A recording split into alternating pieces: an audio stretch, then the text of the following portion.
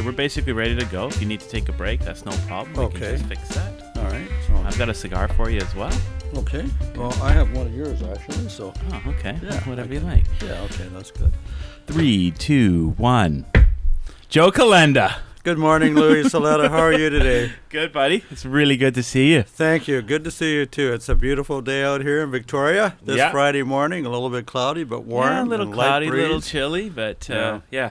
I'm just going to get that mic just a little bit closer to you. Like Is that better? Yeah, it's better. Okay. Yeah, just catches you more than everything, all the noise around us. Yeah. That's good. I got you a cigar. I thought you might like a Norteño today. I will try a Norteño. That's lovely. If you Thank you want, so much. Sure. I'm going to smoke something here from Rocky Patel today. Rocky K-Tel Yeah. and the Sunshine Band. Yeah, exactly. You been doing good? Yeah, it's been a bit of a challenge as we live through the age of COVID. You know, Yes. as you know, COVID hit Canada around March 15th. And nothing's been the same since, you know. And I know most people seem to be doing all right. I think they're having difficulty adjusting to, social distancing and wearing masks. In fact, I did bring my mask today. I mean, we don't necessarily have to wear it, but No. I sort of don't leave home without it these days. Yeah, right. Kind of thing. Yeah. Right. But it's same old, same old. I know some folks are having a harder time than others, particularly the kids. I know my grandkids, the 8-year-old and the 4-year-old who live in Victoria. They just don't understand why they can't hang out with their friends. Yeah. They don't understand why they're not in school every day, all that sort of stuff. Yeah. And it really does take a toll, Yeah. Now we're into July. Are they, I'm hearing people talking about expanding their social bubble. Yes. Have you started doing that a little bit? Well, it's interesting. When COVID hit the neighborhood March 15th, we basically didn't eat as a family anymore, which is to say... It was the same here. It was the which same is because to my say- in-laws were living with us, so Yes. we were separated from them. They were in one part of the house, and we were in the other. Yeah, and so whenever we saw our children and grandchildren who live in Victoria, we actually wouldn't hug or kiss. It was like an air hug or one of these, Yeah. So that was March 15th, but by the time May came around, we started having dinners together and so on, like in the same dining room, and we are hugging and kissing, and it's a little bit more normal. But that is our immediate circle of 10 or whatever you call that sort of thing. So, Yeah, because we're going away next week for hopefully, if everything works out, for a week. Lovely. But we'll expand our social bubble by 3 people. Yeah. That's it. Yeah. You know what I mean? Yeah. We won't be going to markets without our, Yes. or socializing at pubs or restaurants. It'll be 3 new people. With 3 people we've already been exposed to per se. So yeah, you want to be mindful of that. You want to be mindful that you don't all of a sudden go somewhere where there's 50 strangers from all over. Yeah. No, it's really, well, 2 things. First of all, I think we're absolutely blessed to live in Victoria on Vancouver Island because we are pretty virtually isolated. COVID-free. Yeah. Virtually COVID-free. So we're pretty safe. But we've also done the right thing. We've listened to Bonnie Henry. We've done the social distancing. We're washing our hands 20 times a day. 15 times a day, yeah. By the way, just a little trick. Like if you want to be religious, every time you wash your hands, Yeah, what do you say? A little prayer? Jesus, I love you. Jesus, I love you. Keeps you connected, right? It's a really good thing. So, I'll give that a try. So we're anyway. I think we're so lucky here because we are doing the right thing, and we just happen to be in a situation where there just isn't a whole lot of COVID. Yeah. But moving forward, we will expand our social bubble, of course, but we have to do it carefully. And the one thing I'm thinking of, every September, around my birthday, I have the little Molto Bene cigar gathering in my backyard.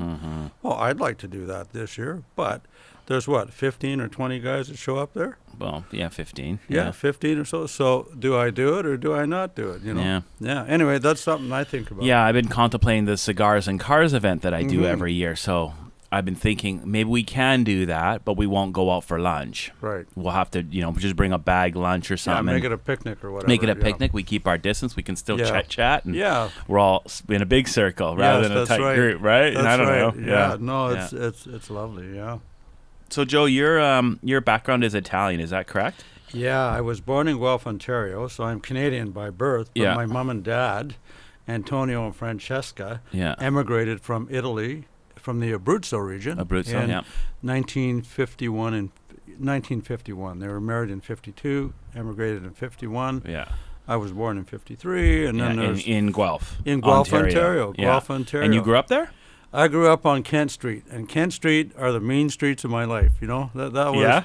I lived on. Are they Kent actually Street. mean streets, or are they? They were mean streets, you know, which is to say, Kent Street. It's about 3 blocks outside of the downtown, and it's about a block and a half from the rail station, kind of thing. Yeah. So it's right on the edge of the downtown, and I lived at 31 Kent Street, and I lived beside the tracks because there was Kent Street, and on the other side of the street there were the railway tracks, and then there was a little park. So I grew up on the tracks. Yeah, right. Well, I think I was on the right side of the tracks, but in any event, there were tracks in front of our house, you know, and some. Wow, and like how the train was running like all the time. Oh yeah, it was CN and CP, and they'd have 3 or 4 or 5 or 6 runs a day or whatever. Yeah, yeah.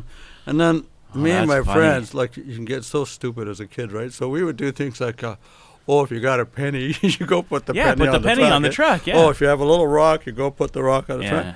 And then sometimes we would actually jump on the car. You know, they had that little ladder entry at the back of the car.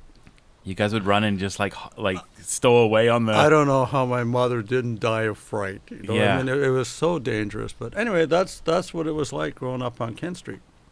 But the other interesting thing about Kent Street, which has to do with being the son of Italian parents, is Rocco Galetta, Tonino Galetta, and Joe Calenda were the only Italian boys on the street full of white people.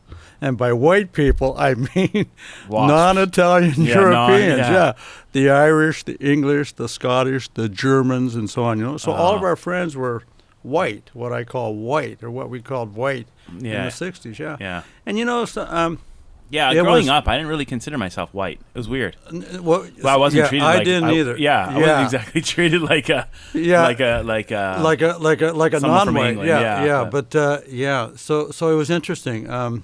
So, like, my street was pretty friendly, and the guys just got along, and we played tag and hide and seek and bows and arrows, and you know, we fired off firecrackers and played with caps in your guns and stuff. You know, all that sort of stuff. It was pretty good. Occasionally we get into a little bit of a tussle, but where it really showed up was at St. Agnes School, grade 1 to grade 3 and grade 4 to grade 6. Yeah. So that's St. Agnes School and St. Stanislaus School, which were right on either side of the Church of Our Lady, which was our church, which was about 3 blocks away from our house. So when I started going to school, first of all, when I went to school the first day, I actually didn't speak English. I was 6 years old, September 1st, 6 years old. You were born in Canada, but the house was all Italian all the time. Well, for the first 6 years, because my parents had no English, you know, so mostly they spoke Italian and a little bit of English, and I had a little bit of English, but not a lot. So I remember Mother Alexandrine, who was the principal, she asked me to sing God Save the Queen. Oh, good. I didn't know what a queen was. Yeah. Anyway, so I started school. Regina, la Regina, yeah. Dio salve la Regina, you know? Yeah. And, so anyway, I say I've had probably 18 years of formal education between grade school, high school, university, and so on. Yeah. And I always say grade 1 was my toughest year ever. I bet, because I had to learn the language like on the fly, you know. Yeah. So that was kind of interesting. But so she asked you to sing "God Save the Queen," and well, could you even answer her? Well, I did sing something on it, but I think she was just checking to see whether I had a cold or not, you know. So she could tell by the sound of my voice if I was healthy. It was kind of like a health test. It was kind of like a pre-COVID health test. Yeah, you know, right. Sort of thing, See if you had bronchitis or pneumonia or one of those whatever, things. And my mom was there with me. And so the first day was really, really odd, you know, because I really didn't know anything. So we got there at 8:30 or whatever it was. And then at 10 o'clock, Mother Alexandrine lets us all out for recess, right? And what'd you do? Go home? I went home. It was 2 blocks away. So I show up at my house at 10:15 or whatever it was, and Mom says, Joe, what are you doing here, in Italian? So, oh, they let us out of school. And she says, oh, I don't think so. You must have made a mistake. You have to go back, Yeah. So I walk back. Oh, gosh. I walk back, and I go to the 2 big green doors at the entry, which were locked, and I knock on the door. Yeah. And Mother Alexandrine comes to the door and looks out over the window and looks at me like, you played hooky on your first day. Yeah. That was my first day of school. Oh, my God. Yeah. Anyway, we got over it. Yeah, you figured it out. Yeah. So you grew up in Ontario. Did you spend, most of your, life there? Like your younger life? Or? I was basically up to age 18. I was in Guelph, Ontario. Yeah. And then when I went to university, I went to University of Waterloo. So that's basically a 45-minute drive from Guelph west. Yep. And then I went back to Guelph and started working at City Hall in Guelph, Ontario as a city planner. And okay, so rewind a second. To get to go from 18 to city planner, you must have gone to school for that then. Yeah, I did. Yes. So you have a what do you have? I have a master's degree in urban and regional planning, Bachelor of Environmental Science. And at that time, that degree environmental science. Well, that sounds very progressive for that time. Oh yeah, because we're talking about 1972 to 76. So yeah, the school I went to was in the Faculty of Environmental Studies, and it had the Environmental Studies School, the School of Urban and Regional Planning, the Faculty of Architecture, and I think there was another School of Man and Environment Sciences, Okay. So that was the discipline under which I was trained as a city planner, Okay. Yeah, so that was pretty cool. So as soon as you leave school, you get a job.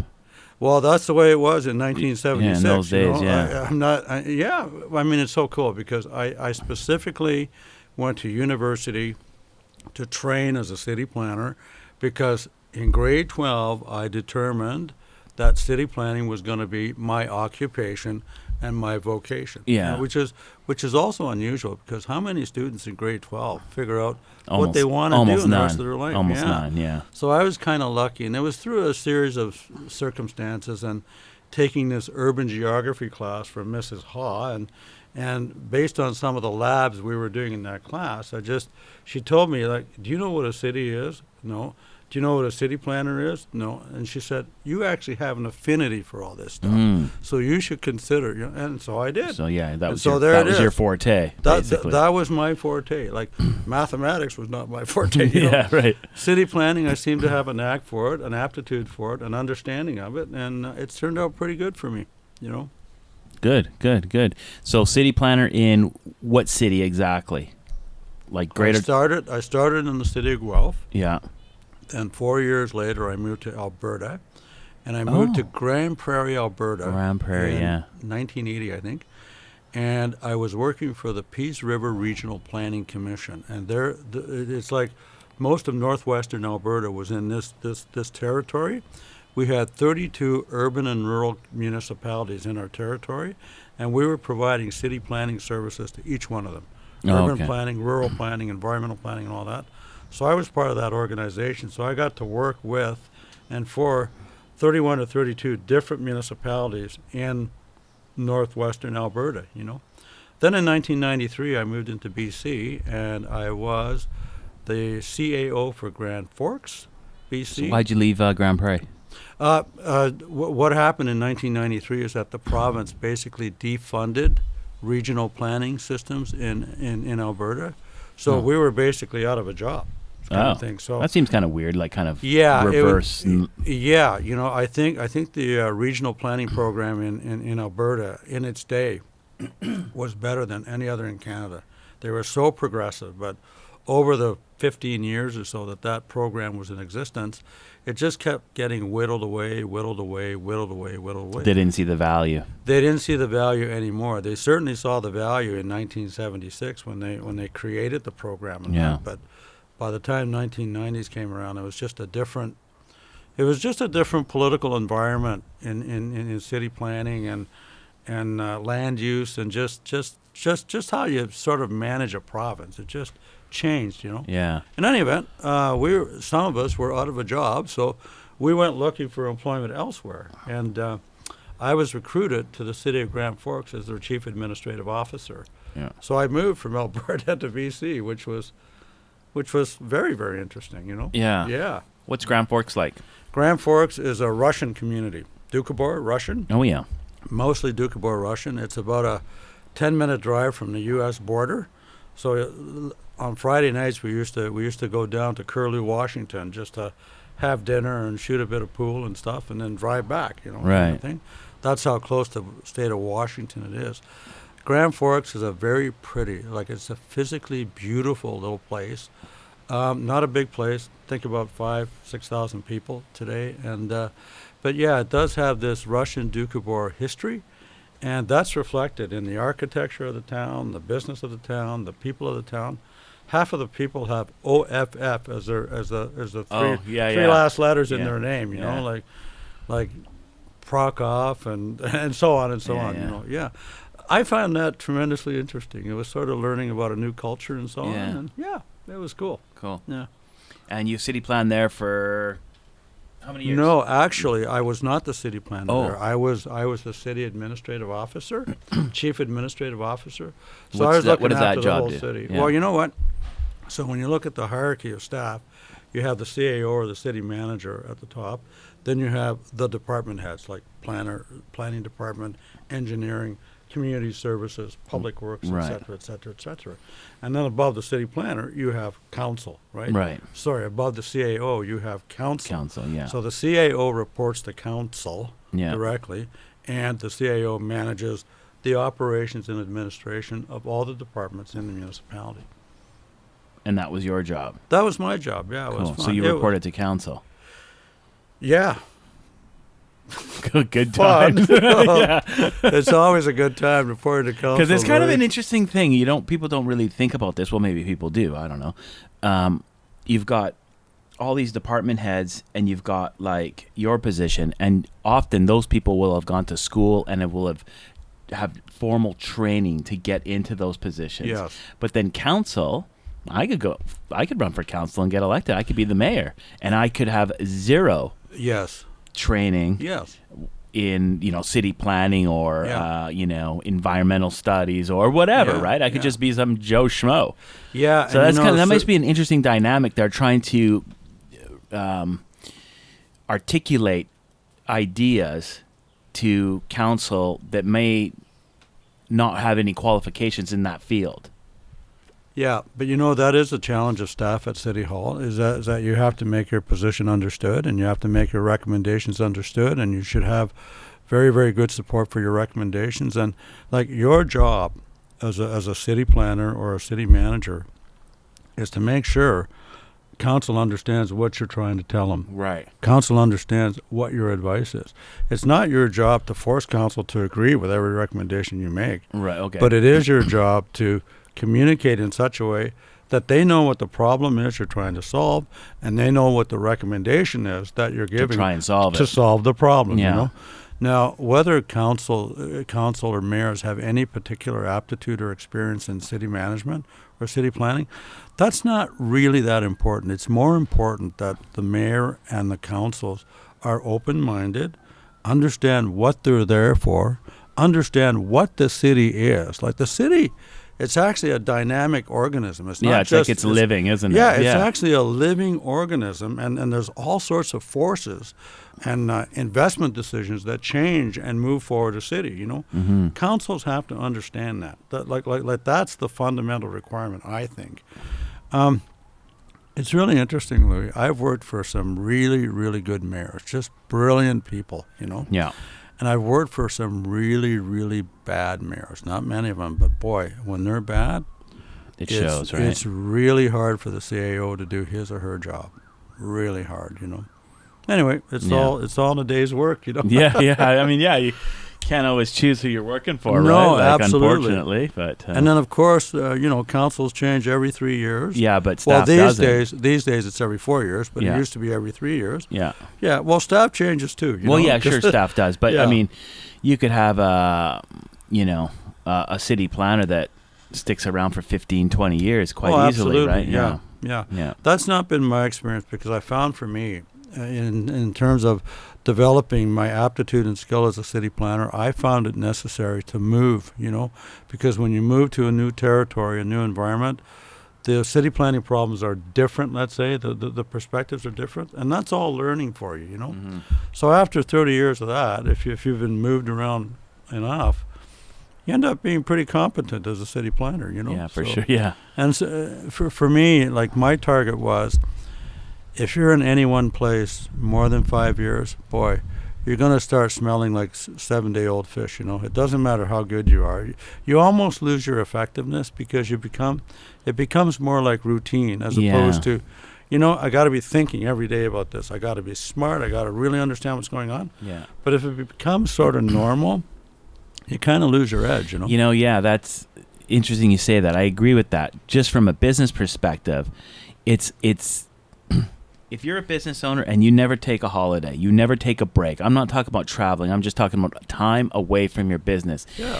Because when you come back, it freshens your perspective. It does, and you can look at, look at that. That looks terrible. Or, we need to do this. It's immediate. Yeah. Because you come in with fresh eyes. It's really important. It's the whole idea of you can't see the forest for the trees, right? Yeah, yeah. Once you get away from the business, you can see the forest, right? Yeah, you get step back. From away. Step back, look at it, and then when you come back and you see the deficiencies really obviously. Oh, yeah. Because you see them every day. After a while, that wall that's not painted and all scratched up, you don't notice it anymore. You don't notice it. That's right. Yeah, it's just like your house, that baseboard can wait. That's right. And but yeah, you to step back for a bit, and I guess that's the same idea as moving to a different.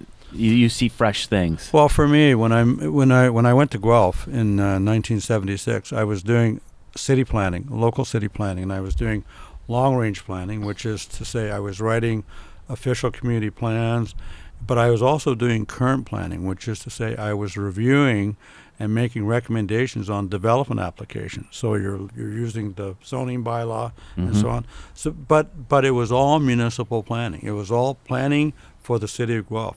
When I moved to Alberta and we were working for the Peace River Regional Planning Commission, we were planning for 32 urban and rural municipalities as a unit, as opposed to one municipality in particular. And that's what the regional plan is all about. It's about many, many, many municipalities coming together as a region. So that was a different discipline than what I did in Guelph. Right. But it was all learning, Yeah.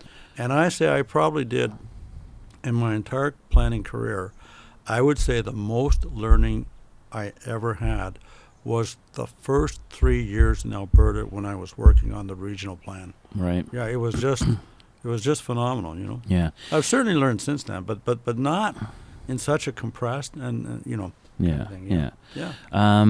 I live in Saanich. Do you live in Saanich or are you in Victoria? I live in Saanich. Yeah, so we both live in Saanich, which is a municipality of Victoria, which is part of the Capital Regional District. That's it, exactly. So in the CRD, the Capital Regional District, do we have a regional plan? Yeah, we do. It's called the Regional Growth Strategy. Okay. And it's constituted under provincial legislation. There's specific rules and regulations about what a regional growth strategy can be, how it has to be reviewed, how it has to be approved by the member municipalities and so on. Right. Yeah. So everyone from every municipality has a representative that sits on a board that oversees the regional plan? We have 13 municipalities, Yeah. and each municipality has representatives that sit on the Capital Regional District, either on the board of directors or on its various committees. Okay.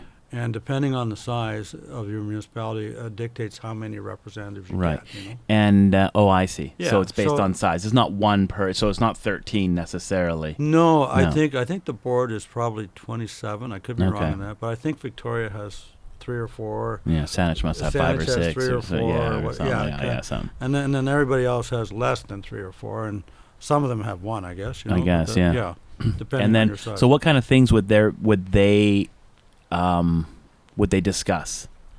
Well, or what are they trying to do? Like, what does the regional plan entail? Like, what does that mean? The regional growth strategy is really thinking about how should this region, with its 13 municipality, grow over the next 20 or 25 years. Like what is the best growth pattern for the region, for the 13 municipalities and so on. So do they decide like main arteries, like corridors, and growth, like villages or areas where they want to keep the growth? Yeah. So for example, if you look at most OCPs, like all 13 OCPs. What's an OCP? Official Community Plan. That is your local plan. You know, that's the plan that says here's how Saanich is going to grow according to the OCP. Every OCP has in it a thing called the urban containment boundary. Right. So there's actually a boundary in Saanich. There's a bunch of lines, and within those lines, that's where Saanich is supposed to be focusing its growth and development over the next 15 years.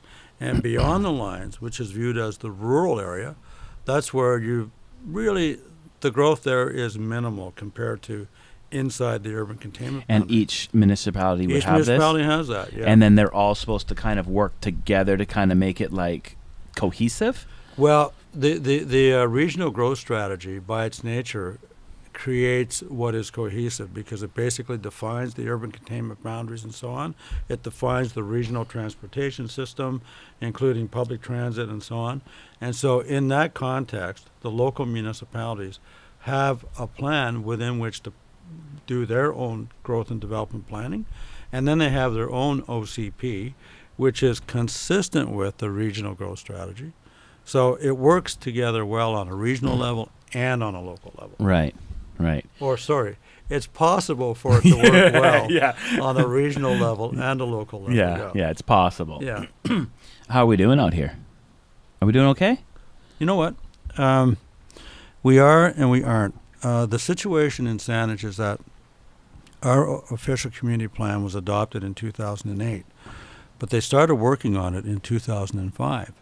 And they were using local area plans that were created in the mid-1970s as their foundation for updating the OCP. So today, our OCP is practically 15 years old. Started in 2005, today's 2020. But it sounds like it's 15 years old, but it sounds like its roots are older than that. Its roots are older than 15 years old. So if I had to make a recommendation to council, I would say it's time to update and overhaul your OCP. So when I'm giving council advice as a planner or CAO, here's what I say. If your OCP is 5 years old, it needs a tune-up, okay? Mm-hmm. If your OCP is 10 years old, it probably needs a major overhaul. If your OCP is 15 years old, you need to start over again. Yeah. Because if you think about it, Louis, just think about the last 10 years of your life. Yeah, how much change have you experienced personally, in the last 10 years of your life? Think about what were the medical services available to you 10 years ago? Yeah. What were the computer services available to you 10 years ago? Yeah. Et cetera, et cetera. Well, if you think about that in the life of a city, how much does a city change in 15 years? You know? So, I say if your OCP is 15 years old, boy, you gotta start again, and you have to go right back to your foundations, and you have to say, what is Saanich, and what should Saanich become? You start right there. Right, and that could be any city, any municipality. That should be the question they're asking themselves. Yeah, that's what I would say. As it is, Saanich is starting to update its local area plans, and they're not really paying attention to its OCP yet.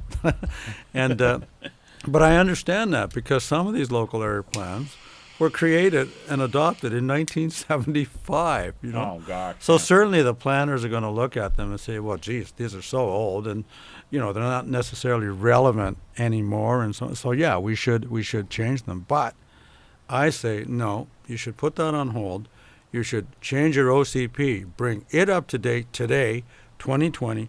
Then when that OCP is brought up to date and you have new foundations on which to base your growth, then you go and update your local area plans. Updating your local area plans now will put them out of date with the new OCP whenever you update it. So I think they're doing it in reverse. Oh, I see. Just my opinion. No, fair enough. I mean, you're a trained professional. Your opinion is valid. sure. I mean, I think. Yeah, sure. Yeah. You know, maybe not every opinion, but this one. Well, you know, it's nice that you think my city planning opinion is valid. I can tell you there's all sorts of mayors and councils who don't think my city opinion is valid, you know? Yeah, well, so maybe when I become mayor one day, this podcast will be my platform, Your right? platform. That's right. Do you announce today, Luigi Saletta? Do you announce today? Yeah. No. Okay. I couldn't afford the pay cut. That's right. Isn't that the running joke about people that get into politics? Business owners that get into politics, they can't afford the pay cut? Yeah, however, you know, I would say they're doing pretty good nowadays, the mayors and right? council, certainly in Victoria, certainly in Saanich, it's reasonable. Yeah, you know? they're it's doing not well. Intended to be a full-time job, you know. Right, but it's become a full-time job for them now, I think. You know, they certainly spend a whole lot of hours doing it, you know, because there's so much consultation, which I think is not always the best thing in city planning. We can talk about that later, but yeah, there's so much consultation. The meetings are so long. Yeah. There's so many of them between the council meetings, the committee of the whole, the public hearings, the various committees. And then if they sit on another board like water or and then you have the council representative to the CRD. Right. So they're attending a whole other slew of meetings at the CRD in addition to the meetings they're attending in Saanich or Victoria or Oak Bay, as the case may be. I think if you're going to get into politics, you have to get into it for the love of serving the community. Yeah, you do have to have that sort of love. You do have to have that sort of charity. You want to make a difference. You want to better the community you live in. That's help people. Otherwise, it's gonna be. Well, you won't put in the hours. Let's put it this way: it ain't about the money. That's for darn sure. You know. So no, it's about the service, and it's about the vision you have personally for your community and what your community should become. You know. Right. And that's what would motivate you to do all this unpaid work, anyways. You know. Yeah. And to sort of put up with all the hassle, because it's not easy being a counselor or a mayor, I couldn't even imagine. It doesn't, because anytime you're in any kind of politics, whether it's provincial, federal, or municipal, it doesn't matter what you do, what decision you make, you're going to upset somebody. Yeah, and you know whether it's the most righteous decision possible, it's going to upset somebody. Oh yeah, it's always going to upset somebody. Yeah, because you can't keep the people happy 100% of the time. No, it's impossible. And just about every decision you make as a counselor involves kind of a yes/no. You know, so you're either going to say yes or you're going to say no. If you say no, the yeses will be upset. If you say yes, the nos will be upset. You know, so So as a counselor or as a mayor, because you can't keep everyone happy. Yeah. What do you do? Well, I think do you try and keep most people happy most of the time, or do you do what you think is right for the municipality? You know what? I think you ought to put on your podcast a member of council and ask him or her that question. But here's how I look at it. Do you think they'd come on? I mean, I don't know. I don't really want to have politicians on, or should I? Well, everybody's a politician, Louis. We're all salesmen. Well, we're all salesmen, but we are all politicians. Politicians are people who deal with people. We all deal with people. Politics is about people. Right. You know, politico, people, sort of thing. And, or polis, you know, like. Yeah. Anyway, but, you know, it's kind of interesting. It seems to me it depends on what your motivation is when you go in for the first time.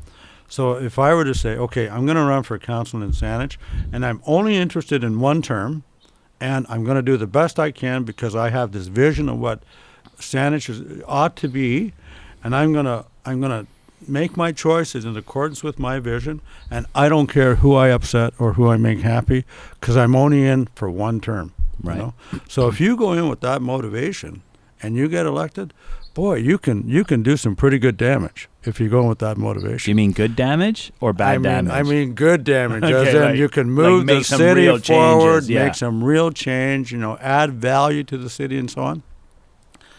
On the other hand, if you, like there are some councillors in Saanich who have been there for years and years and years, and it seems to me their objective is to just keep getting reelected. Well, if that's your objective, then you're going to be watching the votes, you're going to be counting the votes with every decision you make. Yeah. So in a sense, your principle is, I need to get reelected. So I'm going to do whatever I can to get reelected, which is what Donald Trump does, right?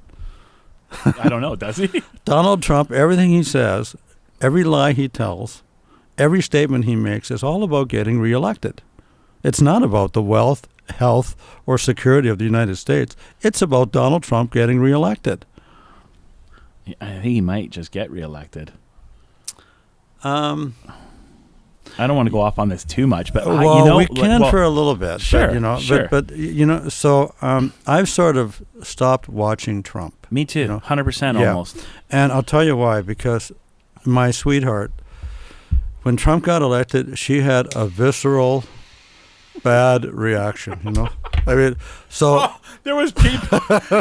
Yeah, that was actually the funniest thing I've seen on TV in a long time. When Hillary didn't get in and Trump got elected, they're like crying, like there's tears running down their face. They're having panic attacks. They can't breathe. Yeah. They're calling 911 because they need a defib. Oh, it's just it was awesome. So, it was but awesome. when I can you imagine in Canada if Scheer got elected or Trudeau didn't, people are going to be like, god damn, right? Yeah, but they're not going to be like crying, bawling, pounding their feet. You know what I mean? No, and like life goes on. Life goes on. Yeah, but when my sweetheart watches television and she's watching CBC or CNN or MSNBC or whatever, and Trump comes on, she does this every day. She does this. She has a visceral, horrible reaction. It's making her unhealthy. Yeah, that's so unhealthy. I said to her, look, we got to stop watching this. Yeah, this good. Coconut. It's not healthy for you. And so so. Well, I used to have a guy that come in from the U.S. Right, he was from Washington State. Yeah, and he came into the cigar store one day, and he was a Republican, and he had a T-shirt on with Obama's face, and it said "Kill Obama." I'm like, why would you do that? Why would you do that? And why would you? And at the same time, if you're a Democrat, why would you say "Kill Trump"? You wouldn't do that, guys. Come on, I'm going to tell you a little story about my friend Jimmy, who lives in Florida, and Jimmy used to come up with his boat to the Port of Sydney marina there, From Florida? Well, he would leave his boat there during the summer, whatever it was, and then he'd fly up and blah, blah, blah. And he'd hang out there for the summer. So one day, my buddy Jim, my neighbor Jim from Gulf, Ontario, who is out here now. Right. Jim and I were on Jimmy's boat, and we were sitting having a cigar and having a drink and that.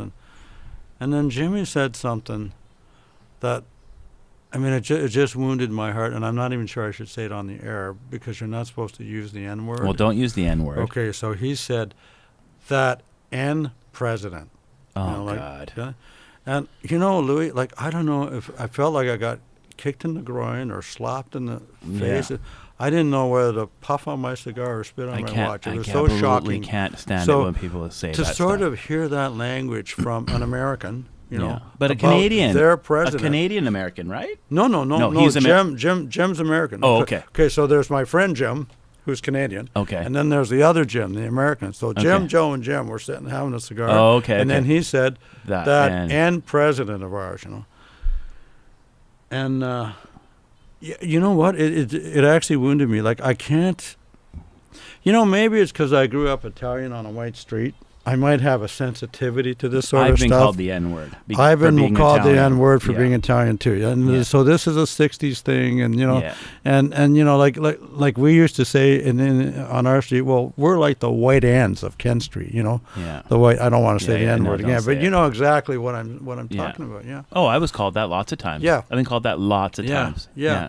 And so when I heard, but it doesn't affect me the same as it would someone from Africa, of course. Oh no, of course because not. there's not generations of. The context is completely different. But it's still intended to hurt and wound you. Yeah, that's what makes it the same. Yeah, it's not a compliment. No. So anyway, when I heard Jimmy say that, it was just so wrong. And I just think it's wrong. I wonder if did he. I'm not going to defend the guy, but did he even realize the social impact of what he was saying? Did he even get it? No, because he's a Republican, and Obama was not a Republican. Right.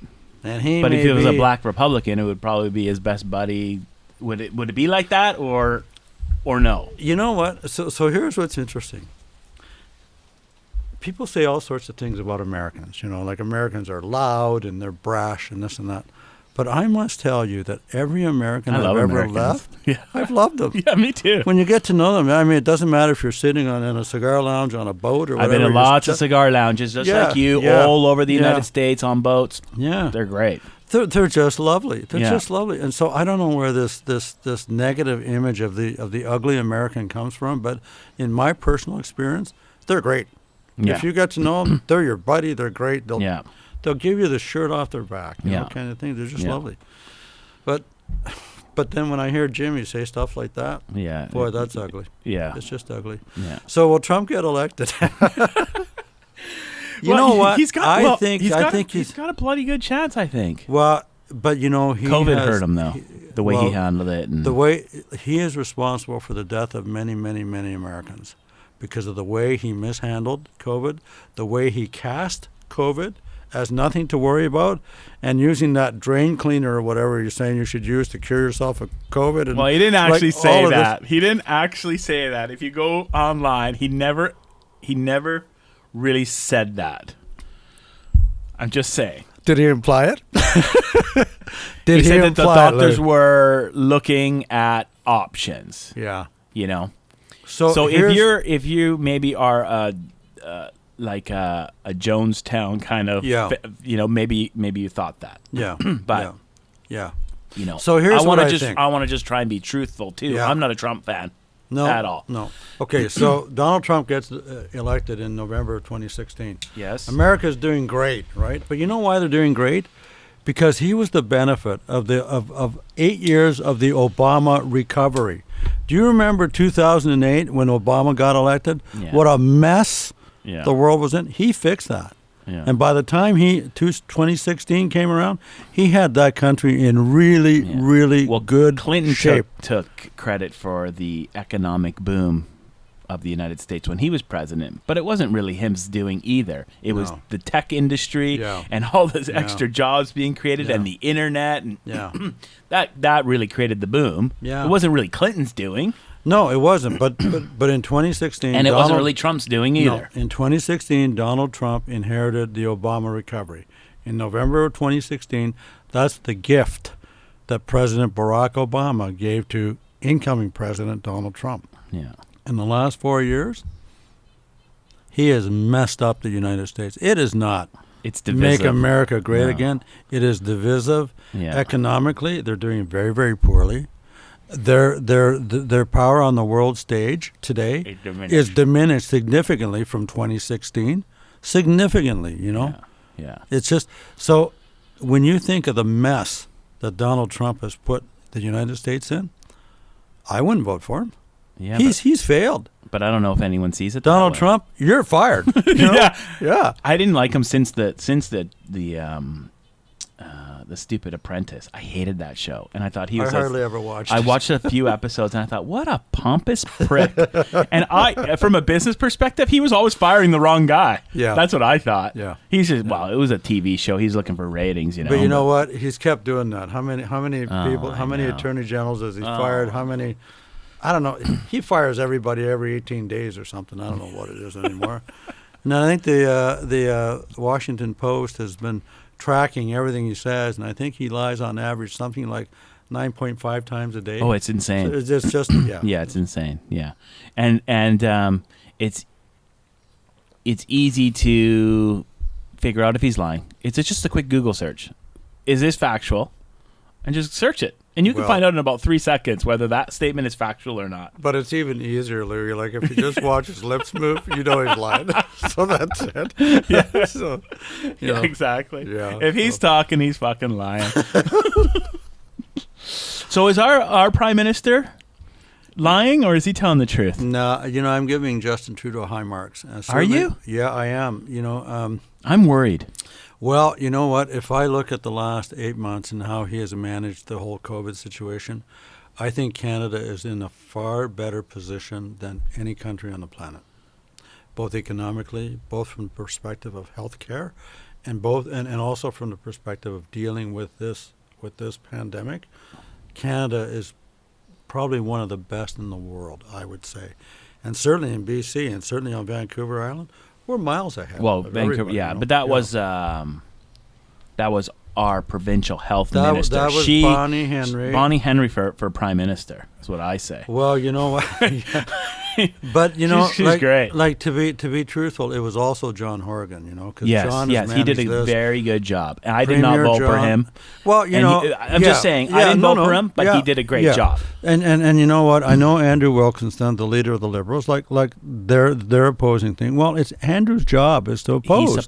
He's supposed to oppose. You know, but just because Andrew opposes and he's doing a good job doing it, doesn't mean the Premier has done a bad job. So I say John's done a good job. When you're the opposition, you're supposed to oppose. Yeah. You're supposed to look at the alternative viewpoint. It's the same in Ottawa. So I think Justin Trudeau, Prime Minister Trudeau, is doing a very good job, all things considered.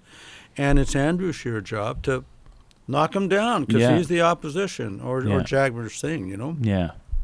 I think the NDP are the opposition, right? Not the Conservatives. I forget. Yeah, anyway, I don't know. They're both oppositions, and then you have the Bloc Québécois yesterday. Well, those guys, what did they do yesterday? I missed What they did yesterday was the leader of the Bloc was on television saying, "It's time for Prime Minister Trudeau to step aside." This is over the WE scandal and the $900 million. Too many. There's been a few scandals though. But Louis, what Prime Minister has ever not had a scandal? Since Confederation. I know. Since John A. Macdonald, for heaven's sakes. What Prime Minister There's still John A. Macdonald scandals today. Yeah. Right? Yeah. We're trying to bury his statues and remove and you know, I think Justin Trudeau is doing a good job and has done a good job. I think the Minister of Finance has done a good job. I think the Minister of Health has done a good job through this whole pandemic thing, you know. And I know it's going to take a long time to get back to balanced budgets and you know, lower deficits and all that sort of stuff. But the last 6 months have been an extraordinary time on planet Earth. Yes. This is unprecedented, you know. Even if you go back to 1918 and 1919 and the Spanish flu, you know, I mean, certainly the planet had to deal with that. But, boy, I think the way the planet's been responding to this pandemic is a lot more intense, a lot more impactful, a lot more consequential than 1918 and 1919, you know. So, yeah, we're just in a strange place these days, you know. Yeah. I mean, God help us. So we got to get out of this sooner or later, and I don't know. Oh, and we will. Yeah, we will. Yeah, we might not get back to, you know what, people say the new normal. I hate that.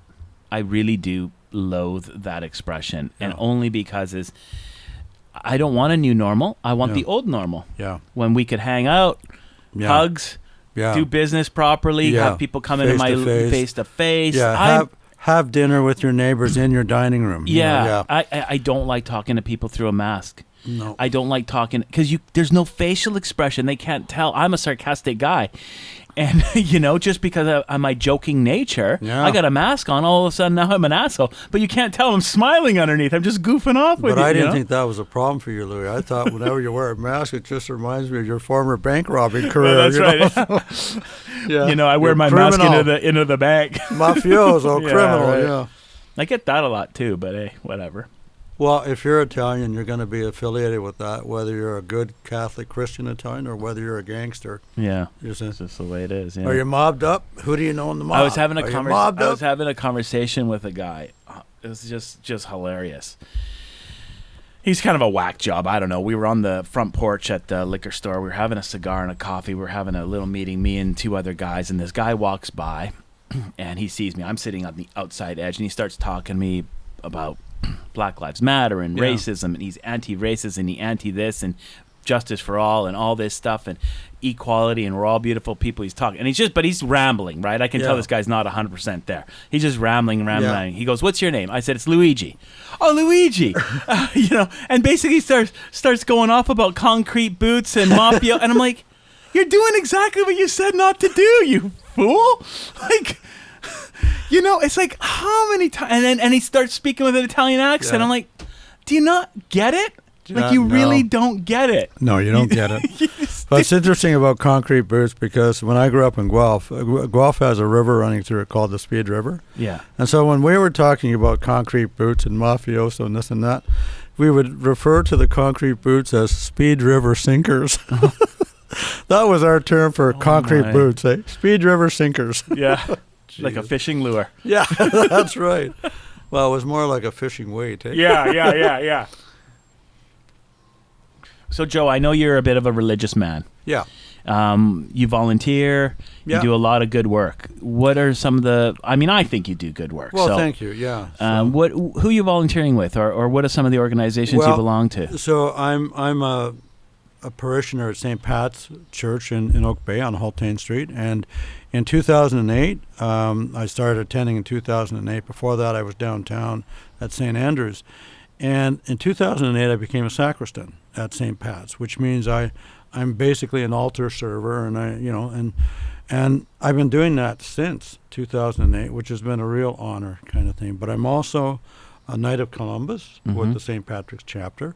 I've served as chair of the Parish Pastoral Council and on the Parish Pastoral Council. I'm on the Finance Committee as the maintenance guy. I'm on the Capital Region Social Justice Action Committee, which is this is Bishop Gary Gordon's committee, and there's basically 12 or 13 parishes on the island. So he has representatives from each parish sitting on this committee. And when we're sitting in committee, we only deal with three things. We deal with First Nations issues, we deal with the environment, and we deal with the poor. So we put our heads around those issues and try and solve problems, kind of thing. Yeah. I'm also on Greater Victoria Acting Together, which is an association of 32 various organizations, faith-based organizations like St. Pat's, and unions and environmental organizations and the Sierra Club and so on. And we basically look at promoting the common good. And so one of the things we've been working on for the last almost 3 years is housing the poor, And in the last 6 months, the focus of that has been on housing homelessness, Right. So I'm involved in that, and I was also down at the soup kitchen. Every Monday morning I'd go down there and wash dishes, at the soup kitchen, which has been in existence since about 1978 or something. It is amazing, every day, 5 days a week, we look after at least 250 people, from 8 o'clock to 10 o'clock. They come in, they have their soup and this and that. And so I wash dishes there. Now, we're not doing that anymore because in the age of COVID, we're delivering our service differently. Right. And in the age of COVID, I'm not serving on the altar anymore, right? So I get to go to Mass once a week, 11 o'clock on Sundays, and there's only 49 other people that can be in that Mass with me. Right. So that is our Mass circle, Right. Yeah. And are you guys wearing masks? You can wear masks if you want, but in fact the church is configured in such a way that you sort of have taped markings on where you can sit. Right. So everybody is 6 feet away, and every other pew nobody sits in, and And are they not doing communion? They are doing communion, but they do it. The way it works is you go through the Mass. The wine and bread are consecrated and so on. And then at the end of the Mass, the priest calls you up to receive communion, and there's this plastic screen. Yes. He's behind the plastic screen, right. And it's got a little opening, and he hands you the Eucharist. You take it, put it in your mouth, and you're out of there, baby. Yeah. So there's no contact, Yeah. It's just you can't. And no more wine. Oh no, you can't do it. No, you can't. You can't receive communion in both species. You can only receive communion as bread, not as wine these days. Like that'll change. Yeah. So that's kind of different. Yeah. So I'm. It's kind of interesting. About 3 or 4 years ago, I read Laudato Si, which is Pope Francis's encyclical from 2015. And it's called In Care of Our Common Home, and in it he talks about the integral ecology, which is the connection between man, the environment, and the global economy, So I was really quite inspired by that, and from that I said, my vocation, not my occupation, my vocation for the rest of my life is to work with the poor in some way. And for the most part, my focus has been on housing the poor. So when I'm doing my city planning contribution on Greater Victoria Acting Together or Capital Region Social Justice Action Committee. It's all about housing. Like what kind of housing, what kind of city planning should we be doing in Saanich so that we can accommodate the missing middle, the people with gross family incomes of under $130,000 a year. Like, what kind of housing is available for them, So I put a lot of my thinking into that. And how do you do city planning to accommodate that, So the threshold for being poor is $130,000 household income? No. Okay. The threshold for affordable housing in Saanich or in Victoria or in the CRD is under 130, which is the third most expensive real estate in Canada. Yeah. So if you're under $130,000 gross family annual income, you will have a hard to difficult to almost impossible time finding housing that is suitable for you and your family. Okay. Okay? So if you've got two people that are making $35,000 a year living in a house with two kids, they're never going to be able to do it under the current sort of price point or structure. Yeah. And so what that means in terms of city planning is you have to stop planning your neighborhoods like it's 1970 all over again, because it ain't. It's 2020. Land is a scarce and diminishing resource. They ain't making more of it. So whenever you're developing a lot, you must not take the attitude, I got a 14,000 square foot lot and I'm going to build one house on it. Mm-hmm. That's 1970s neighborhood planning. That will not work in year 2020 because nobody can afford that house anyways, not around here. Yeah. So you need to think more in terms of how do we plan housing for the missing middle. And the missing middle are those people of $130,000 or less. Those are the people that need alternatives to single-family houses on a 14,000 square foot lot, Yeah. So those are the people who will benefit from medium density to high density townhouses, condominiums, and so on, or single-family houses on really small lots, Yeah, like a 3,000 square foot house on a 5,000 square foot lot, or whatever the number, or 2,000 square foot house on a 5,000 lot, or well, something. really, I've got one application in the city of Victoria. We're looking at a lot that is about 2,400 square feet, mm-hmm. and we're putting a 3-story, 1,900 square foot house on it. Sweet. Yeah. Well, sweet. That sounds great. Yeah, it hasn't been approved yet, Louis. Well, I hope so. Hasn't been approved yet. But that sounds great. 2,400 square feet of dirt. Yeah. 1,900 square feet of living. Yeah. Yeah. And a postage stamp lawn. I mean, yeah. You go to the park when you want to kick the ball. Yeah. Right? Yeah. Get outside. Yeah. Yeah, but that sounds like that's like a 3-bedroom, 2-bathroom sort of Yeah, home? it's actually a 3-bed. Well, I think it's 4 bedrooms actually, because there's sort of 3 levels, Yeah. So basement level, main, and upper. 3 or 4 bedrooms, 3 bathrooms, and nice kitchen, all that sort of stuff. It's actually a multi-generational extended family home. So it's the kind of house where if you and your wife had 2 kids or 3 kids, you could actually have your in-laws living with you, because there are enough bedrooms and bathrooms Mm-hmm. and shared spaces to allow for an extended family, Right. which of course is a European model of living, Sure. certainly an Italian model of absolutely. living. Yeah. And so we need more of those kinds of single-family houses in Saanich, as opposed to, yet again, another 6,600 square foot lot with 1,800 square feet 2-story house on it. Like there's still room for that, but we have to be looking more at the other, which is townhouses and condominiums and so on, and small lot houses. And the other thing, though, is that we have to be willing to mix our neighborhoods. Like, there's nothing that says a street with all single-family houses on it is a beautiful street. It was in 1970, but I can show you all sorts of streets with mixed-density houses on it that are beautiful streets. They're beautiful, lively streets.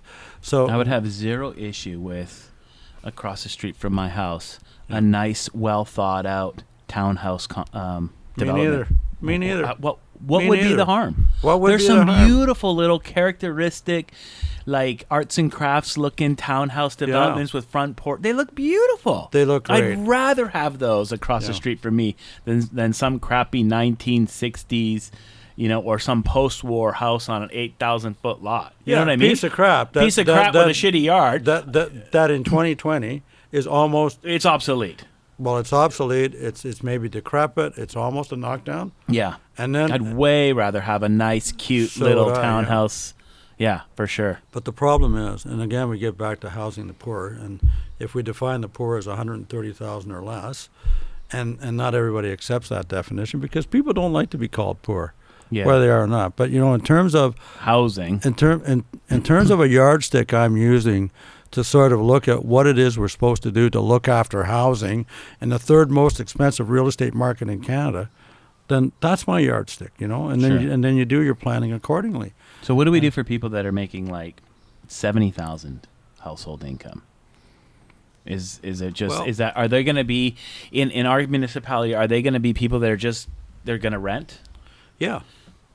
Which is fair enough, because owning isn't the end all. That's kind of an old kind of a philosophy too, I think. Yeah. If you have a place you can rent that is within your budget, what do they say? 30% of your income goes to rent or mortgage? I think they say if you're spending no more than 35% of your gross income to house yourself, and housing means rent or mortgage and taxes, and all that stuff. There's some other. So let's say factors, that 30% of the income goes towards housing, if they could find housing here for that, and they still have the ability to dine out, go to a movie, possibly travel, save. Educate your kids. Then you're still living a great life without owning a home. There's nothing wrong with that.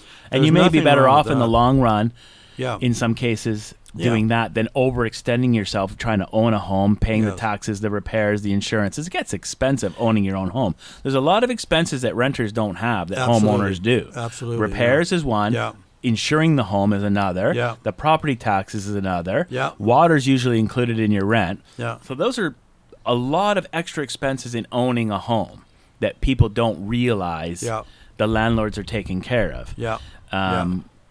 So if I've been listening to some maybe not alternative thinkers as far as investment goes. Yeah. And a lot of them say don't buy a home. Rent as long as you can and invest the difference. Invest what you would be spending on insurance, taxes, water, all that. And you will do much better off in the long run than you would by overextending yourself in a house you really can't afford. Yeah, and so this is sort of time specific. It depends what the day is that you're actually doing that kind of thinking. Okay. So today in 2020, it seems to me because owning a house, buying a house here is so expensive. Yeah. So expensive, then under that model, it's probably better to rent and reinvest and so on. Question is, what do you invest in? And the other question is, okay, so if you say, yep, I'm going to be a renter, but then you forget the last part of that equation, which is, the money you're not spending on a house you're supposed to invest? No, I'm not going to invest. Yeah. I'm going to do more dinners, blow it on a boat or whatever. Yeah. So that doesn't work. That formula only works if you're disciplined too. If you're disciplined to implement the entire equation. Right. No, fair enough. Yeah. People, we are most of the time very undisciplined. And we are. If we have an extra buck, we'll spend an extra buck and a quarter. Yeah. But what's interesting, and again, maybe it's because I grew up Italian, and I mean, the values my mom and dad had when they first came to this country was, first of all, love God.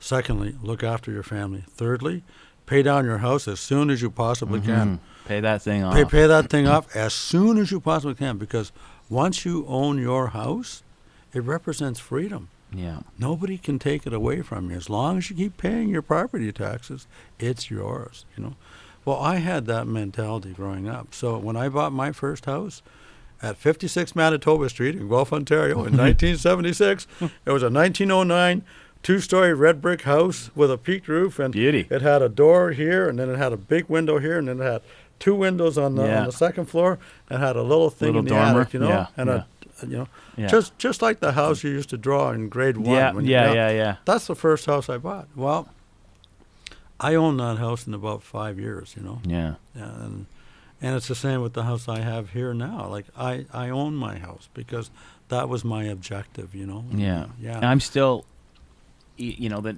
people say the numbers are better because money's so cheap now, you don't pay off your home as quickly as you might have once. And yeah, but I still kind of agree that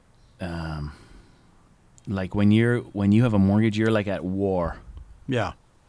And you need to conquer that mortgage as quickly as you can and get free of that. And Louis, that's still a good idea, even with cheap money, because once you own your house, you can actually put a secured line of credit on your house, worth up to 50% of the value of your house. So let's say this house is $1 million, just a number, okay? Sure. If you own the house, you could get a $500,000 line of credit, at probably 2.75% interest these days. Yeah. That's still cheap money. Pretty cheap money. So if you own your house, you get your line of credit, then you use your line of credit to do whatever investing you want outside, You still own your house. And the good thing about that is, but anyone listening to this, please be disciplined. If you have your house paid for or equity in your home and you can get a line of credit against that equity, please, for the love of God, do not use that money to buy a car, a boat, or travel, because that is just a pure expense. You're just putting a mortgage on your house again. Yes.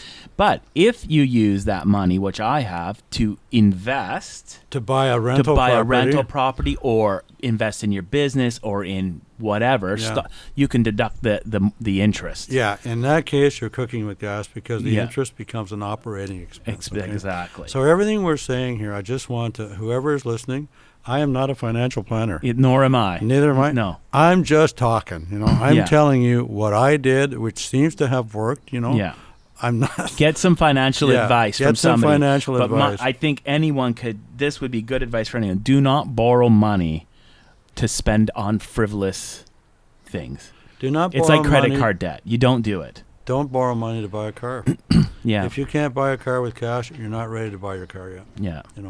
Yeah, I don't know who it is. He says that you should never buy a new car until you have $1 million in the bank. Oh, is that right? Because he believes you should never buy a new car. You should always buy a 1 or 2 or 3 year old car. Yeah, the problem with a new car, and I may have the numbers wrong here, but as soon as you drive that new car off the lot, it's depreciated 30%. Yeah, you've lost your money. As soon as you hit the road, yeah. it's depreciated 30%. Yeah. So whereas if you buy a nearly new, like 2 years old, 3 years old, you drive it off the lot, it hasn't depreciated at all. It's already depreciated. That's it. Yeah, the last vehicle I bought was 3 years old or 4 years old when I got it. Yeah. It hasn't changed in value, maybe $1,000. That makes sense. Yeah. But the guy that bought that car lost like $25,000 on it. Or whatever, yeah. But then, some people just simply like a brand new car. I get that. Sure. Because it has a new car smell, and you're the first driver, and it's completely under warranty, and that's all good stuff. So, make your choices, but be careful, think about the consequences of your choices, Yeah.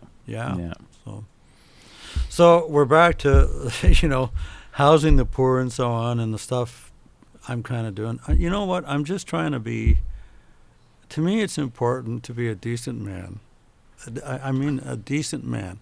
And a decent man is one who loves God, looks after his family, and then contributes to his community.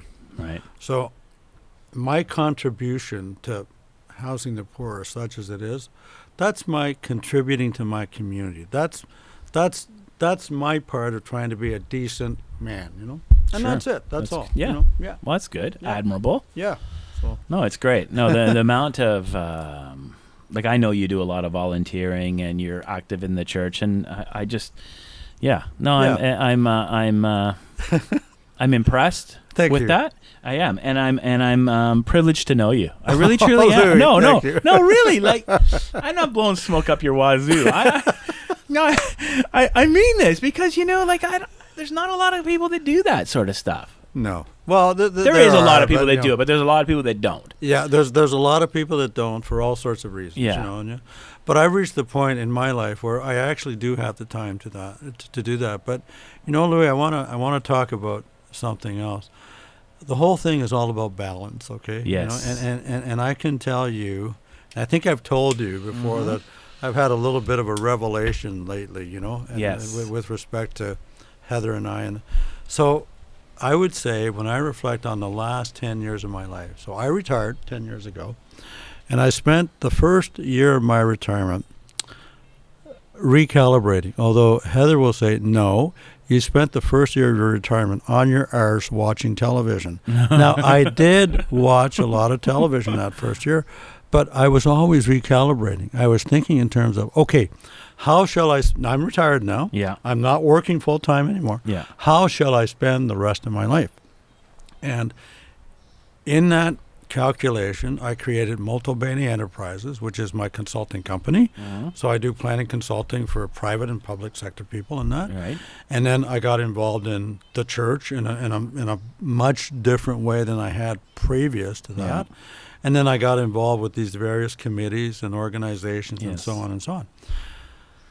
So about a year ago, maybe longer than that, I was coming home from a Knights of Columbus meeting, and I called Heather. I said, "Hi, hon, it's Joe," and she said, "Joe who?" And I thought, "Oh boy." Yeah. So the next morning we had a chat, and Heather said, "Joe, tell me how many committees you're on." Right. And so I started listing them, and it was like an armful, right? Yeah.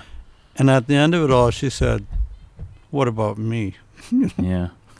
And it just shocked me, kind of thing, because she was telling me, you know what, you're here 24 hours a day, and I'm lonely, even when you're here, because your head is everywhere. You're thinking about city planning, you're thinking about washing dishes, or whatever you're thinking about, you're not here with me, Mm-hmm. So as a result of that conversation, I got off a number of committees, and I'm actually on one more committee. It's called the Gorge View Committee and the Gorge View Society, and they're building social housing in the. I'm trying to think of the neighborhood in Victoria. Anyway, it doesn't matter, but they're basically building a 56-unit social housing building, which they've just got development permit approval for, and so I'm serving on that committee because they're going to do a master plan for what they should do for with their parcel land for the next few years and that. So that's one new committee. I don't expect to spend a whole bunch of time on that. I'm just going to give whatever expertise I can as a planner, and I'm out of there. I'm not interested in administering the tenants. Right. I just want to,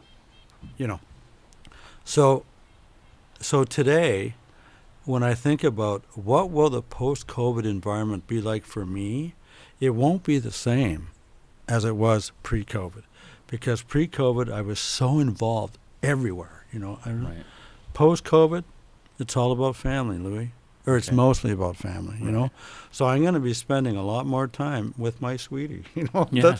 Because that's important. I'm going to be spending a lot more time with my kids and grandkids. And so I have children in San Francisco, in Montreal, and in Victoria. And I have grandchildren in San Francisco and in Victoria, And I have family in Guelph, Ontario. My dad is 93 years old. He's alive. He's still alive. He's in a home. I haven't seen him for 2 years in Guelph, Ontario, Right. But what's important to me moving forward is I want to be more in family. That's important. I want to be with my wife. That's important, Mm-hmm. like that kind of thing. So the post-COVID environment for me will be a little bit different, so. Yeah. And I still want to hang out with the good fellas and smoke cigars and yuck around and, drive, go on sports car drives and all that sort of stuff. So that's, so for me, there's been a revelation that started about 8 months ago when I was in Palm Desert visiting my San Francisco family. And since then, there's just been a transformation, a realization. It's kind of like, so I retired 10 years ago. Now I'm going through my next retirement. Yeah. So at 66, I'm recalibrating my next retirement. What is my next retirement going to look like? And it'll be different than it was 10 years ago. Yeah. So that's what's kind of happening for me. It's that's great. Yeah. So great. so Lovely. I would say COVID has just brought that thinking to the fore more than maybe it would have done had we not been in the COVID environment, Yeah. Yeah. Well, that's good. Yeah. I it's not. my life isn't really similar to yours in other than I am always extremely busy doing many things. Yes. You're a busy guy, Louis. Yeah, and there's got to be a little more balance. I've been working on that exact same thing the last. It seems like I'm always working on it, but I've really been putting an effort into getting some extra staff, delegating some of the responsibilities. Yes. Yeah, they might not be done to my standards or done exactly right, but that's okay. Over time, that'll improve. That'll improve over time, and the best service I think that could happen in my cigar store if I was there every single day serving every single customer. Yeah. Well. Yeah, that's great. I might give the most consistent service because, people will expect me. They'll see me. Yeah. It'll be me all the time. It'll be fairly consistent, right? So you become the face of the store. Yeah. But why would I want that? Yeah. Well, what does that give me? Yeah. It doesn't give me any life with my friends or family. Yeah. It doesn't give me the ability to ever sell my company because my company is now me. Yeah. How do you sell a company that is completely tied to the owner? Yeah. You can't. It's difficult. Yeah. It's difficult. So, and you know what? And even if I'm not there all the time, serving every customer, it might not be as consistent because all of my employees have a different style. Of course. And so the customer might get a little bit of a different style of service. But it doesn't mean the company's bad. No. The company's still good and profitable and lovely. Yeah. So what the hell am I trying to do? You know what I mean? You gotta... I mean, I'm young still, 48. Yeah, you're young. But stepping back a little bit, giving some responsibility to some other people, pay them for that. Yeah. So, I'll make less money, but you know what? I'll have a balanced life. Is what I'm shooting for. Yeah, and a little bit of time. I don't get weekends. I work. Fair enough. Not right now, but I'm thinking that this will come soon. So, Louis, I think balance is really important, and what balance is for the individual depends on where he or she is in her life cycle. Right. So, with you at 48, balance means a different thing than me at 66. Sure. And that's normal. Yeah, that's normal. But the point is, we all have to find our balance point. Because if we don't, it's not a formula for happiness. No, bad things will happen. It's not.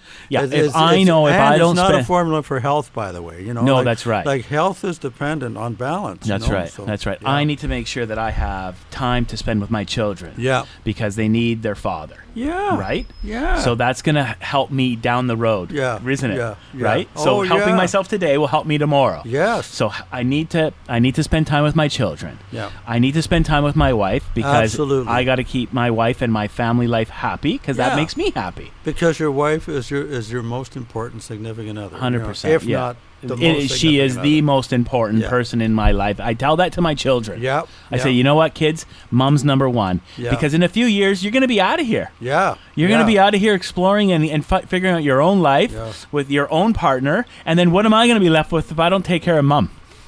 Right? So my wife is first on the list. And so it goes my wife, then me. Yeah. That's the way how I it goes do with me. Yeah.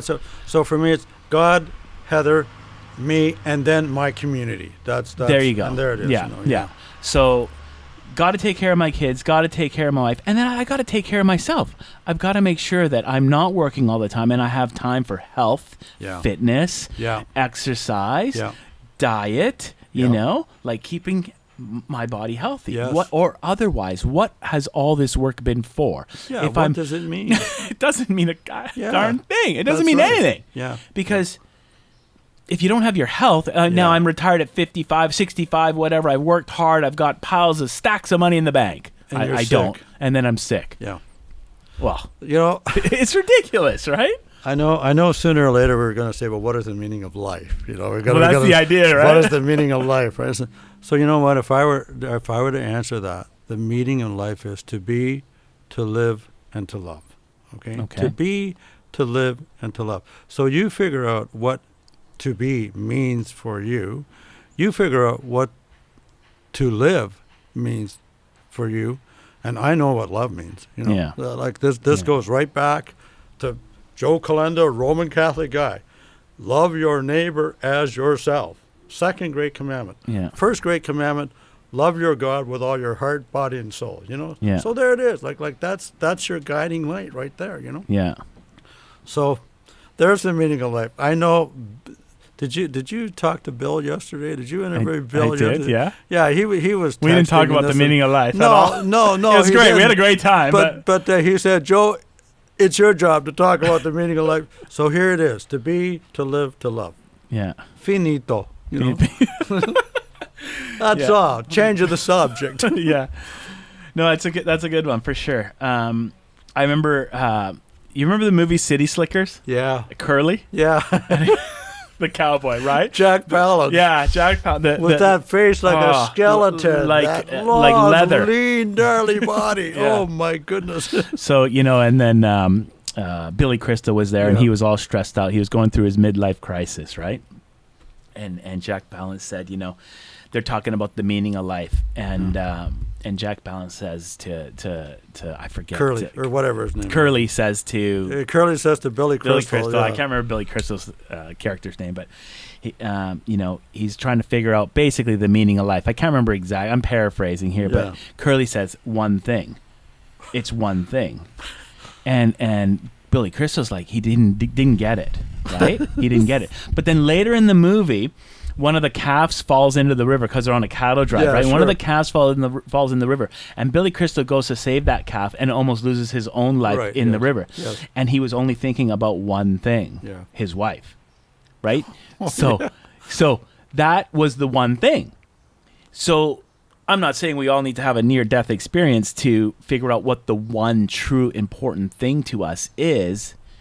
But it's kind of like that same notion, right? You need to know. Maybe in your case, it's three things. That's fine. Yeah. But you've got to kind of figure out what the important things in your life is. That's right. Yeah, right? Absolutely. And you need to focus on those. Yeah. Yeah. Otherwise, I don't think you're going to be a happy person. Yeah. Yeah. Well, there's one thing for sure. Money won't make you happy. Oh, I mean, money pays the rent and buys you a whole lot of things, but doesn't necessarily make you happy. No, I mean, money will buy you a boat that'll make you happy, but that's not really true. Because if you're not happy, if you're happy before you have money, you'll be happy with it. If you're miserable before it, you will still be miserable. It will not change. Your misery will follow you. That's right. Just like moving cities or moving towns or changing your boyfriend or girlfriend, it doesn't change you, and those problems will follow you. That's right. You have to change yourself. That's nobody can change you for you. No. As much as my wife has tried to change me, no, she hasn't. I joke. It's kind of funny. But I have to change myself. She's not going to change me. No, it's really funny. There's this joke about marriage, and the joke about marriage is, when the bride is looking at marriage, she thinks about walking down the aisle, standing in front of the altar, and picking out the hymn that's going to be sung at their wedding. I'll alter him. Okay. I'll alter him. I'll alter him. I will alter him. No, you won't. Yeah. He alters himself, and that's it. What was it? It's like a proverb. A man marries a woman hoping she'll never change, and a woman marries a man hoping that she can change him. That's right. And let me tell you, ladies, if you're listening to this, no, it ain't going to happen. No. If you love your man now the way he is, marry him. Yeah. If you don't. Yeah. Because he's not going to change into... Kids will not make your life easier or better. No, kids it'll make them more fulfilled, but it's going to be much more difficult. That's it exactly. Yeah. Kids make your life difficult. Because So if you've got marital issues before children, don't ever think that kids are going to solve those problems. No. They're going to exacerbate those problems. Yeah. They'll make it worse. They're going to make it worse. Even though I would never, ever trade my children for anything. They're just lovely. Neither would I. This is the greatest thing ever. Yeah. The greatest gift ever for me. Yes. Some people will be different, but for me, it's been great. Yeah. But it's not like they made my life easier. No. If Tanya and I weren't getting along or weren't communicating properly when our children were young and waking up 3 or 4 times a night, screaming all night. Can you imagine? Oh my God. Can you imagine what the stress level would be like? It would be unbearable. Yeah, and it's interesting you say that about kids waking 3 or 4 times a night, because my grandkids are in Victoria here.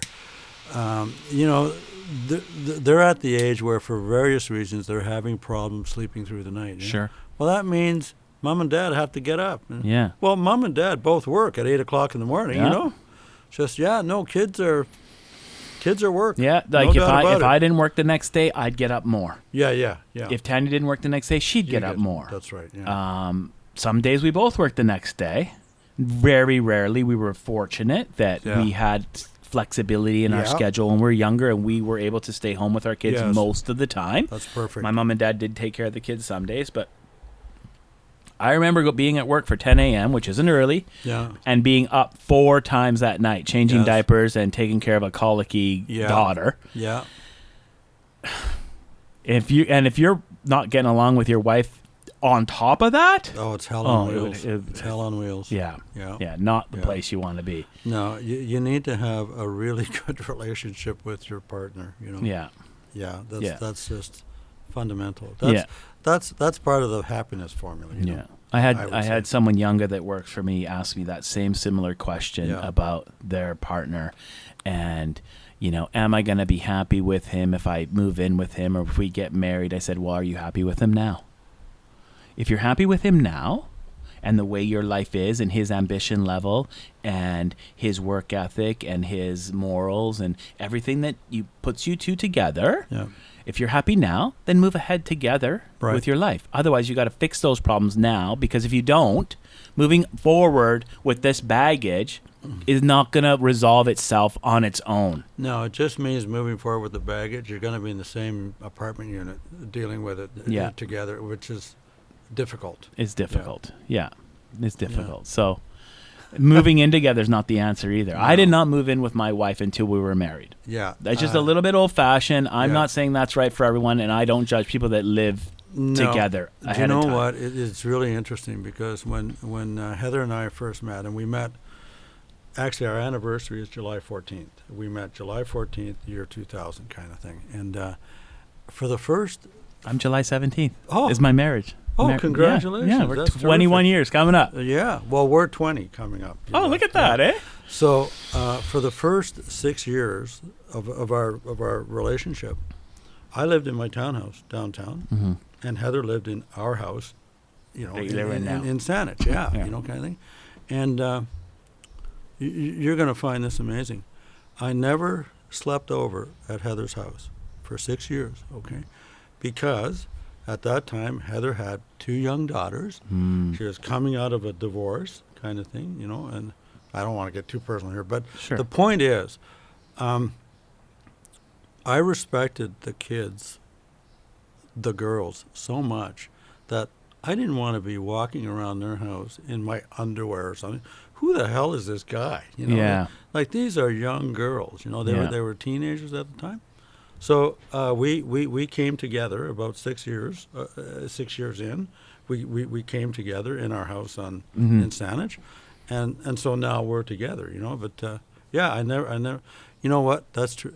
I did sleep over one night because there was a creepy thing that happened in their backyard, and the young girl said, "Mom, I'm scared. I want Joe to stay over." So that night I went over and I stayed there. But other than that, nope. It's honorable. Yeah, well, I mean, we certainly had our dates and that, but the dates were at my house, Yeah. No, you want to protect the kids, right? It's not great for the kids if, I don't think it's great for the kids if you're dating, whether you're man or woman, whatever, and you've got kids at home and you're dating, and there's people that stay over. I'm not even saying that stay over. I'm not even talking about the one night stand. I'm saying you're dating someone you're dating for 6 months, and this person's in the kid's life. Yeah, right. And then all of a sudden, you two aren't committed to each other and split, and now the kids are going through a split up too. Yeah, it's got to be hard on the children, right? It's very hard. Yeah. So you want to be really. I can understand why single moms and single dads want to be very careful who they bring into their children's lives. Absolutely, yeah. Because the children are sacred, Louis. They're sacred, and they're vulnerable. Yeah. So that's it's all about family. It's all about family. Well, that's the Italian thing. I don't know. You know what? That's not even fair to say. There's lots of people, family is super important, but that's my upbringing. Was like we just stick together, And and when my wife became part of our family, before we were even married, she was part of the family. Yeah. Like she's not. Oh yeah. She was not an outsider. When we got serious, maybe a year, we've been dating a year or so. When she came over, that was it. It was family. She was in the house. We were doing dishes together at family dinners. We were cooking together. We were sitting together. Everyone doing, you know what I mean? It's like when you come into a family, you're part of the family. We were not like, and that was with everyone's spouse, right? Yeah. Or boyfriend, girlfriend, whatever. And that was certainly my experience growing up on Kent Street and growing up on Ridgeway Avenue in Guelph. Like family was one of the most important things. And we would always have Sunday dinners with my grandparents and my uncles and aunts and that, like every Sunday there was a big family dinner. Nice. Sometimes 30, 35 people down in the basement with these fold-out tables and the tablecloth and stuff like that. Yeah. That's how I grew up. Like family is so central, Yeah. And family's first, and you don't betray your family by bringing in a date Friday night, kind of thing. So But once you got serious about that girl, she was part of the family. Part of the family. Yeah. And certainly, like Heather and I are together 20 years. Yeah. Her daughters are my family. Yeah. Her grandchildren are my family. Yeah. My son, who lives in San Francisco, is Heather's family. It's Heather's son. Yeah. My grandson, who's in San Francisco, Jeffrey, is Heather's grandson. We are a family, and that's the way it is. Yeah. So. Yeah, I remember on Sundays. I don't know how often this happened, but I got this memory. So I grew up in Gordon Head, next door to my grandma and grandpa. Yeah. Oh, right? How lovely. So not so lovely for mom and dad. No. But great for me. Yeah. Great for me and my brothers. Yeah. So I have, and we had the two garages in the back. Yeah. Right. So the garages, you wouldn't drive under the house to go to the garage. The garage in the back was like a double driveway. Yeah. Our side, their side. Yeah. Drive up the double driveway, garage in the back, grandpa's garage in the back. That was his little shop where he would work because he was a carpenter. Yeah. He was like a furniture maker and stuff, right? So, and I remember Sundays, my mom or my grandma would be cooking up the traditional pasta. Oh, my God. Pasta. Oh, my God. We call them... And the braciole. Braciole, right? Braciole. Oh, my God.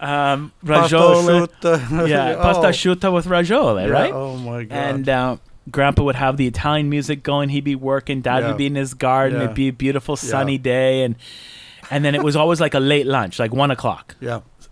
Someone would be cooking. We'd all get together, eat.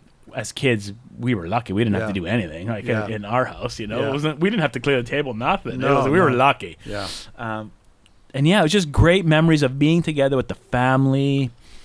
And it was nice. It's nice. It's really lovely. It's nice. So... Now that you're talking about Sunday dinners, did you guys ever have a thing called midnight pasta?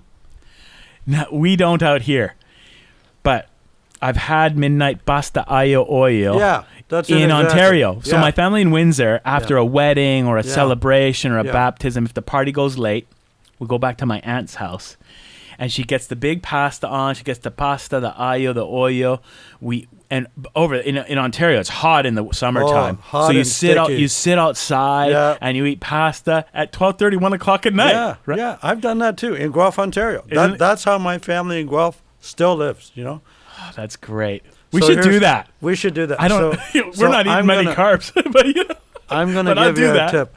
So one of the priests here at St. Joe's is Father Alfredo Monicelli. Born in Italy. He has a podcast on the. He has a podcast. It's called Father Alfie's Table. Okay, he's got. I think he's got 10 segments now, and in every podcast he prepares something. Well, podcast number 7 or 8 is midnight spaghetti. So if you need a recipe to do midnight spaghetti, Father Alfie's Table. Go to the so RCD. Where do you go to? Do you catch it on YouTube or Spotify? Well, if you is it on YouTube? Yeah, it is YouTube. But the way I get to it is that I link into the RCD, Roman Catholic Diocese of Victoria, RCD, and then in that site. Like you can get daily masses. Maybe we can just But there's another link that says Father Alfie's Table. Father Alfie. So you probably if you search up Father Alfie's Table in YouTube, it'll probably come You'll up. get there too. Yeah. And he cooks every time. He cooks every time. It's like 12 minutes, 18 minutes, 20 minutes, whatever it is. He's done He's done eggplant parmesan. He's done gnocchi. His latest issue is Roman gnocchi, which is different than other gnocchi. You know? Okay. And he's done roasted chicken and chicken cacciatore and this and that. It's really delightful. And he is. That's cool. He is an amazing human being because he's kind of gentle. His English is pretty good, but he still defers to Italian a little bit, so he has a little bit of the accent and this and that. And at every podcast he says, now we're ready for the existential question. There's always an existential question. And the existential question is, does this midnight spaghetti taste good? Yeah, all right. Let me see. And then he puts up, yep, it tastes good. You know, he's lovely. He's just a hoot And is to it watch. with the olive oil, the garlic, and the olive hot oil, pepper? garlic, yeah, a little bit of hot Pepperoncini, pepper, yeah. Now, when I do midnight pasta, I actually use a bit of anchovy. You know, that's not everybody's kind of thing. You know what? That's very traditional. Anchovy. I put in a little bit of parsley. I also do lemon juice. I like lemon juice in my midnight pasta. So what is it? Anchovy, parsley, hot pepper, olive oil, garlic, garlic. Oh, of course, garlic. Okay. So it's still the oil and garlic base. The oil and garlic is base, to which you add a little bit of hot pepper, a little bit of chili pepper. Some people will actually do a hot pepper that they just roast in there, or flake chili, and then I sort of squeeze out a little bit of anchovy paste, or I'll use fresh anchovies and just slowly. My dad does that with tuna. Yeah, puts the tuna in, toss the tuna. Oh, it's lovely. I'm telling you, if you haven't had that. Oh yeah, it's good. Yeah, making my mouth water. Yeah, so midnight pasta. Yeah, highly recommended. Any time of the day. Doesn't have to be midnight. No, it doesn't have to be midnight. It's a quick and easy, dinner. Quick and easy. And you know what? My kids cook it. Oh, isn't that they lovely? Make that. So my dad taught my oldest how to make pasta aglio e olio. Yeah. And now she'll make it. Lovely. And it's hilarious because now her friends get her to make it for her. Oh, yeah. Right? For them, yeah. Yeah. Yeah. Or for them, yeah. So she's made it for some of her friends. So I'll come home and there'll be like 14 dishes, and leftover chunks of garlic everywhere. Yeah, it's super easy to do. Anyone can do it. Yeah. Get the olive oil. Get the olive oil in a pan. You got to be careful of the heat. Careful of the heat. Do not burn the garlic. If the garlic goes black, you're done. You're done. It's finished. So you just get a little. We get the little frying pan, smallest one we got. You put a good amount of olive oil in there. Slice up your garlic nice and fine. You put it in there. My kids don't use the heat, so no heat. But you could just put a little bit of chili right in that olive oil. That's right. Get your water going. Yeah. Salted. Put your pasta in. When your pasta's al dente, take it out, strain it, and then I keep it in the same pot that I cooked it. I just strain it, put it back in the same pot, pour the olive oil and garlic over top, toss it. We serve right out of the pot. Yeah. We serve right out of the pot. Yeah, you don't get a bowl and all that. It's ridiculous. No. You serve out of the pot, goes to the table. Yep. Right? And you put the pot on the table and you serve out of the pot. And you eat. And that's it. It's lovely. Yeah, it is good. It's a religious experience. That might be the meaning of life. It's midnight pasta is the meaning of life. Midnight pasta. We figured it out. I knew we would do it. There it is. Yeah. Yeah, so it's lovely. Yeah. And it's one of my family's favorite dishes is the midnight pasta, the way I do it anyway. So, yeah, it's lovely. Well, yeah. I need an invite. Yeah. I'm down. You know what, Louis? The problem is this blasted COVID. I know. I want you at my table. I can't have you at my table. I know. Well, we will. We'll do a midnight pasta. Yeah. We'll eat outside. Yeah. Oh, yeah. We can eat outside. That's fine. It'll be great. Yeah. That'd be fun. Yeah, for sure. What are we at here, buddy? Let me see what we're at. Hour and 38 minutes.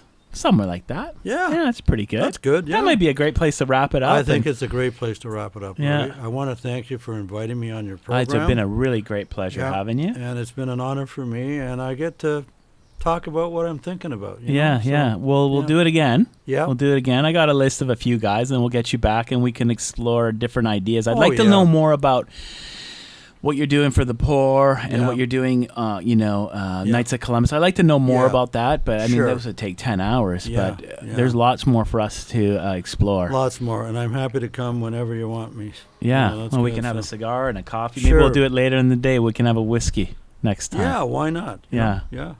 Beautiful. 1 a day is okay. 1 a day? Yeah, 1 a day. Well, I don't do 1 a day now. No, but, me neither, yeah. Yeah, one whiskey every once in a while is a good thing, you know. Yeah, yeah, for sure. Yeah. Okay, Joe. Cheers. My pleasure. Salute. Yeah. Buongiorno. Ciao, man. Beautiful. Great. That was awesome. Fuck, that was good. Beautiful. Thank you, Louis.